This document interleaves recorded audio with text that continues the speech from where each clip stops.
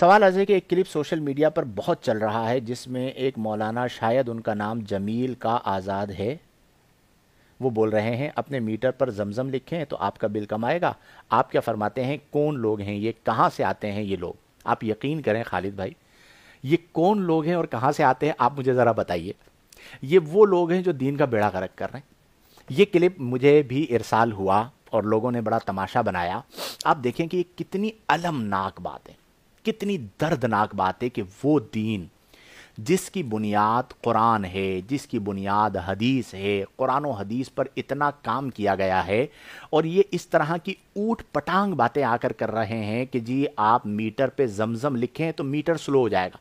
اب آپ مجھے بتائیں ان کی میم نہیں بنے گی تو کیا بنے گی؟ خود کانٹینٹ تیار کر کے یہ لوگوں کو دے رہے ہیں۔ تو بالکل اس طرح کے جو لوگ ہیں، چینلز کو بھی ریٹنگ چاہیے ہوتی ہے، مداری چاہیے ہوتا ہے، مداری کو لایا اور چینل پہ بٹھا دیا۔ ایسے ایسے نمونے آ رہے ہیں کہ ہمیں دیکھ کر شرم آ رہی ہوتی ہے کہ یہ قرآن کی بات کر رہے ہیں، یہ حدیث کی بات کر رہے ہیں۔ اسی لیے آپ دیکھیں کہ جو مستند علماء کرام ہیں وہ اس طرح کی جگہوں پر نہیں جاتے، اور پھر اس طرح کے نمونے آ کے بیٹھتے ہیں اور وہ اس طرح کی حرکتیں کرتے ہیں کہ آپ میٹر پہ زمزم لکھیں تو میٹر سلو ہو جائے گا۔ کمال نہیں ہو گیا؟ لوگ بلا وجہ خودکشیوں کی طرف جا رہے ہیں، ملک برباد ہونے کی طرف جا رہا ہے اور لوگ پریشان ہیں، پتہ نہیں کتنا بل آئے گا۔ اگر ایسا واقعتاً ہوتا تو یہ 1 گھنٹے کے بعد بھی زمزم لکھنے کا کہتے تو لوگ لکھ رہے ہوتے۔ یہ وہ لوگ ہیں جو اس طرح کی حرکتیں کر کے ہمارے دین کی بدنامی کا باعث بنتے ہیں۔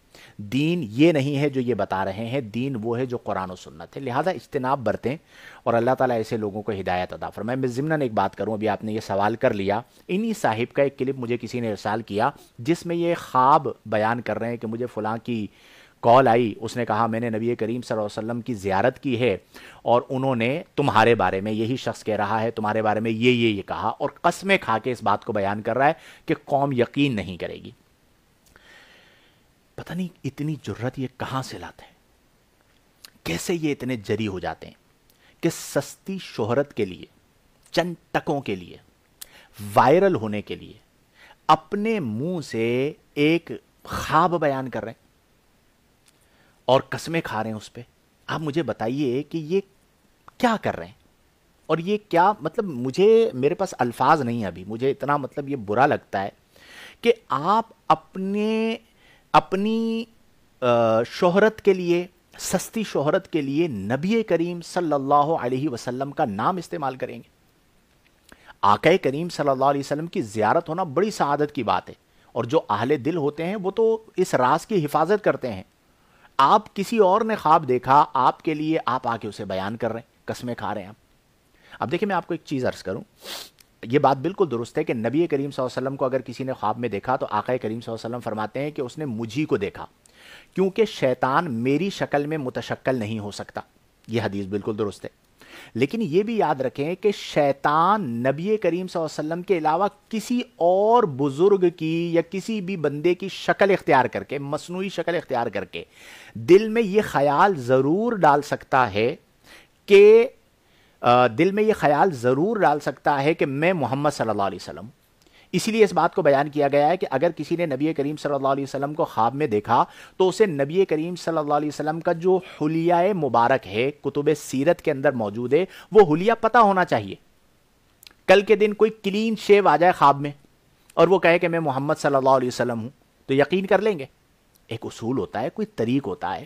بعض صوفیہ کے بارے میں تو یہاں تک آتا ہے، میں نے کسی مقام پر بہت سال پہلے پڑھا تھا، الابریز میں پڑھا تھا غالباً، مجھے یاد آ رہا ہے کہ اگر کوئی بندہ آ کے یہ دعویٰ کرے کہ میں نے نبی کریم صلی اللہ علیہ وسلم کو خواب میں دیکھا تو اس سے تصوف کے غالباً 40 یا 42 مقامات ہیں، ان کے بارے میں پوچھا جائے گا کہ کیا تمہیں ان مقامات کا پتہ ہے؟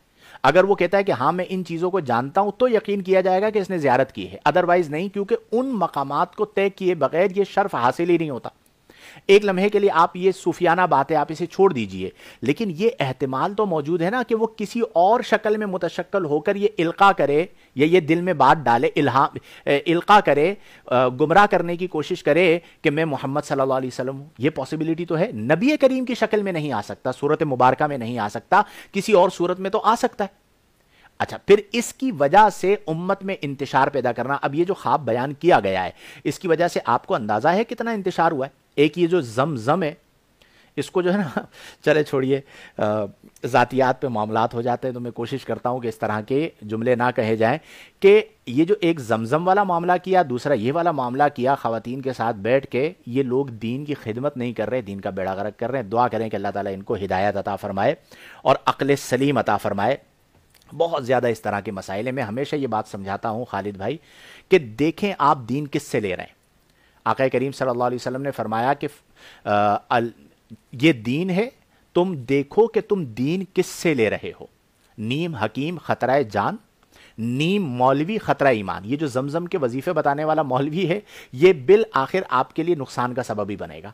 اس طرح کا کوئی نہ مستند وظیفہ ہے۔ اچھا پھر آپ دیکھیں کہ وہ اپنی بات کی تائید رسول اللہ صلی اللہ علیہ وسلم کی طرف سے بیان کر رہا ہے۔ اتنی جرت مجھے نہیں سمجھ میں آتا کہ یہ کہاں سے لے کر آتے ہیں۔ اللہ تعالیٰ ہمارے احوال پر رحم فرمائے۔